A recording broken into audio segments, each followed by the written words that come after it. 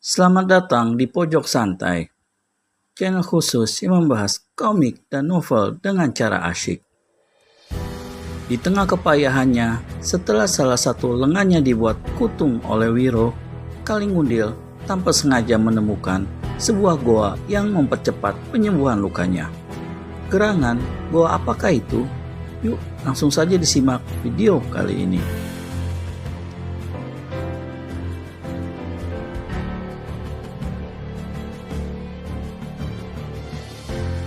Tapi kenapa pedang itu kini hanya tinggal begitu rupa? Dan kemana buntung yang lain? Untuk kedua kalinya, Kalingundil membungkuk. Dengan tangan kirinya, dijangkaunya pedang siluman biru. Pada detik jari-jari tangannya memegang hulu senjata itu, maka aneh sekali, mengalirlah suatu aliran yang membuat kekuatan Kalingundil dan keadaan tubuhnya benar-benar pulih seperti sedia kala. Bahkan bukan itu saja, kini tubuhnya juga terasa lebih enteng. Dan ketika dicobanya menyiduk air kolam, lebih banyak kekuatan-kekuatan dan keanehan-keanehan baru yang dialaminya. Kalingundil gembira sekali. Tanpa menunggu lebih lama, dia berlutut di tepi kolam dan berkata, "Pemilik goa siluman biru, dimanapun kau berada, siapapun kau adanya, aku Kalingundil mengucapkan terima kasih, karena apa yang ada dalam goamu ini telah menyembuhkan aku dari sakit dan luka yang aku alami. Hari ini aku Kalingundil mengharapkan segala kerelaanmu untuk sudi mengangkat kau sebagai guru. Apa-apa yang tertulis di goamu ini akan kupelajari dengan tekun." Demikianlah, mulai hari itu, dengan seorang diri dia menekuni setiap apa yang tertulis di dinding goa. Ilmu silat dan ilmu pedang yang dicoba dipelajarinya seorang diri itu yang hilang dan terbaca, sehingga dari keseluruhan ilmu pedang siluman yang dipelajari Kalingundil hanya sepertiganya saja yang berhasil didapat dan dipahami oleh Kalingundil. Namun demikian, itu pun sudah luar biasa sekali, sehingga 4 bulan kemudian ketika dia keluar dari goa siluman itu, maka Kalingundil yang kini sudah berubah 180 derajat dalam ilmu persilatan. Dan ini menambah keyakinan Kalingundil bahwa dia akan berhasil menuntutkan sakit hatinya terhadap pendekar 212 Wiro Sableng.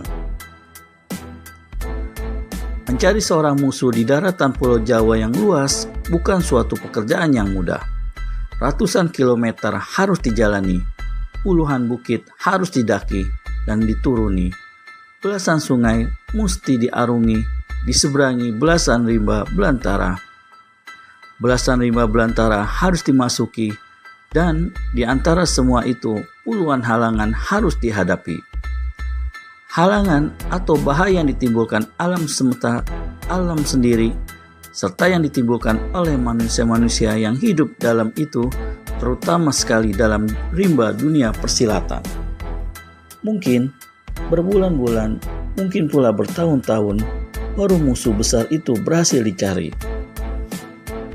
Tapi sebaliknya, mungkin pula itu tak akan pernah berhasil. Mungkin si pencari musuh besar itu akan tertimpa bahaya lebih dahulu dalam perjalanan dan meregang nyawa sebelum dendam kesumat terbalaskan. Kalingundil tahu semua itu, tapi dia tidak khawatir. Dengan ilmu baru yang kini dimilikinya, meski tidak sempurna, dia yakin akan sanggup untuk menghadapi segala sesuatu dalam perjalanannya mencari Wiro Sableng pendekar 212. Musuh besar yang telah membuat tangannya buntung, yang telah membuat dia cacat seumur hidup.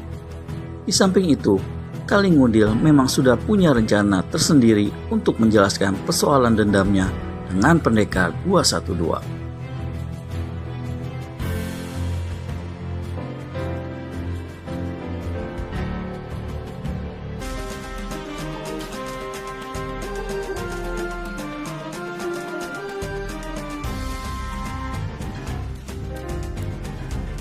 Dia yakin akan dapat menemui pemuda sakti itu, dan dia yakin pula bahwa rencana besarnya untuk menuntut balas akan berhasil. Pertama sekali ditemuinya Mahesa Birawa atau Suranyali di Pajajaran. Karena terakhir sekali diketahuinya bekas pemimpin dan guru silatnya itu tengah berada di kerajaan itu. Namun sampai di sana Kalingundil kecewa besar. Bahkan juga dendam yang ada di dalam hatinya jadi tiada terkirakan bahwa Mahesa Birawa telah menemui ajalnya, mati di tangan Wiro Sableng sewaktu terjadi pemberontakan besar-besaran tempo hari. Dengan segala dendam kesumat yang semakin dalam berurat berakarnya itu, Kalingundil meninggalkan Pajajaran. Diseberanginya Sungai Kendang, diteruskannya perjalanannya ke Bukit Siharu-haru yang terletak tak berapa jauh dari kaki gunung. Pada masa itu, di puncak Bukit Siharu-haru, terdapat sebuah perguruan silat yang bernama Perguruan Teratai Putih. Perguruan ini baru 3 tahun berdiri, tapi sudah mendapat nama tenar di sepanjang daerah perbatasan Jawa Barat dan Jawa Timur. Bukan saja karena perguruan Teratai Putih ini didirikan untuk menolong kaum yang lemah dan menghancurkan golongan hitam penimbul segala kebejatan dan malapetaka serta kemaksiatan, tapi juga adalah karena perguruan silat ini dipimpin oleh seorang tokoh yang sejak 10 tahun belakangan ini mendapat nama tenar dalam dunia persilatan. Tokoh ini ialah Wiraso Kananta, seorang tokoh silat yang berumur lebih dari setengah abad. Pada saat itu, Wiraso Kananta berada di puncak Gunung Galunggu, tengah bertapa memperdalam ilmu batin dan mempersuci diri dari segala kekhilafan dan dosa-dosa yang pernah dibuatnya selama hidupnya. Pimpinan perguruan diserahkannya pada murid tertua, terpandai, dan yang paling dipercayainya, yaitu Gagak Kumara. Perguruan Teratai Putih saat itu kelihatan diselimuti suasana ketenangan. Di dalam rumah besar, murid-murid perguruan yang berjumlah 8 orang, 6 laki-laki dan 2 perempuan duduk bersila dengan hikmat, mendengarkan apa yang tengah dibacakan oleh Gagak Kumara, yaitu sebuah kitab yang ditulis oleh guru mereka mengenai sastra hidup, kerohanian, kebatinan, dan keduniaan.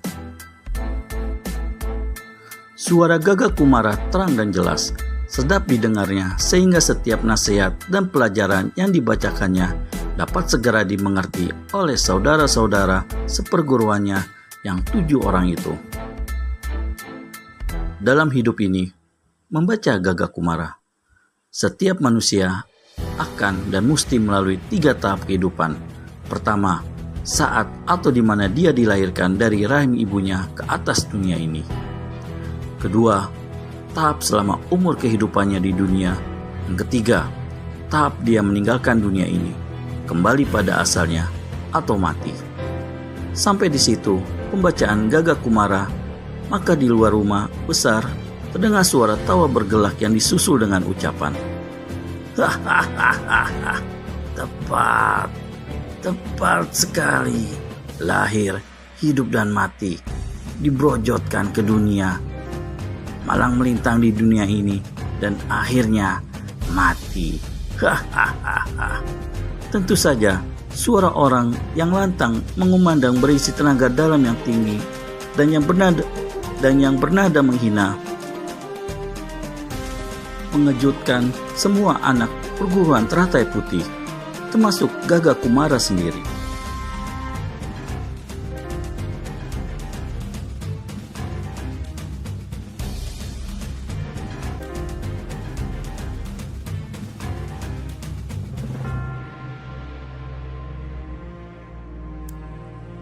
Semuanya sama-sama memalingkan kepala ke pintu pada saat mana seorang laki-laki berpakaian lusuh, kotor, bermuka angker, dan tangan kanannya buntung berdiri di ambang pintu.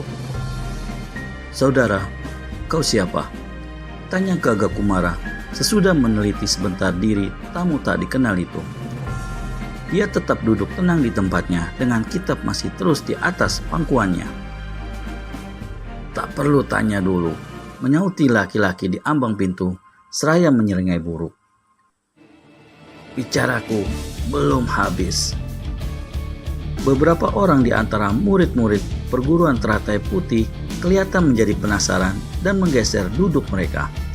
Namun dengan memberi isyarat diam-diam, Gagak Kumara memberi kisikan agar jangan bertindak dulu. Dan orang yang di ambang pintu meneruskan ucapannya.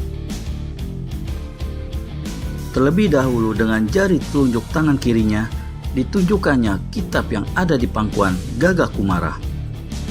Apa yang tertulis di sana? Apa yang kau baca tadi betul sekali. Lahir, hidup, dan mati. Tapi apa kalian di sini tahu bahwa segala apa yang tertulis dan apa yang dibaca tadi itu hari ini akan kalian alami sendiri? Apa maksudmu, saudara? Tanya Gagak Kumara. Masih tetap dengan tenang dan tidak beringasan, si tangan buntung tertawa mengekeh. Percuma saja kalau kalian memiliki kitab itu. Percuma saja kalian memilikinya kalau kalian tidak tahu apa maksud kata-kataku. Kalian sudah dilahirkan. Kalian sudah pernah hidup malang melintang di dunia ini. Tapi kalian masih belum merasakan kematian. Belum pernah mencoba mati.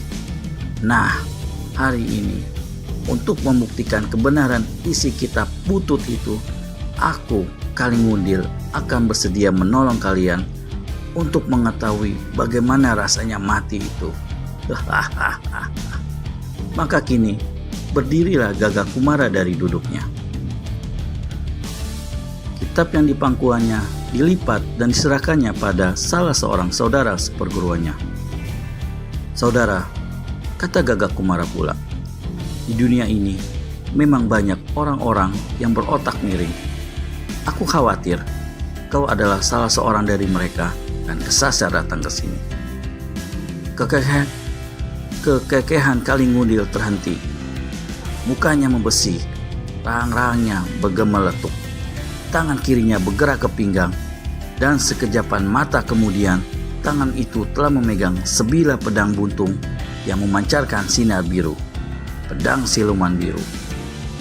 Sekali lihat saja, meski senjata itu buntung, namun murid-murid perguruan teratai putih sama memaklumi bahwa pedang yang di tangan manusia tak dikenal dan mengaku bernama Kalingundil itu adalah sejenis senjata sakti, sekalipun buntung, tapi tetap berbahaya. Dan sepertinya pertarungan tak terelakkan lagi. Bagaimana keseruan pertarungan mereka? Temukan jawabannya di video selanjutnya. Segera subscribe dan tekan tombol lonceng untuk mendapat notifikasi video terbaru dari kami. Terima kasih dan sampai bertemu kembali.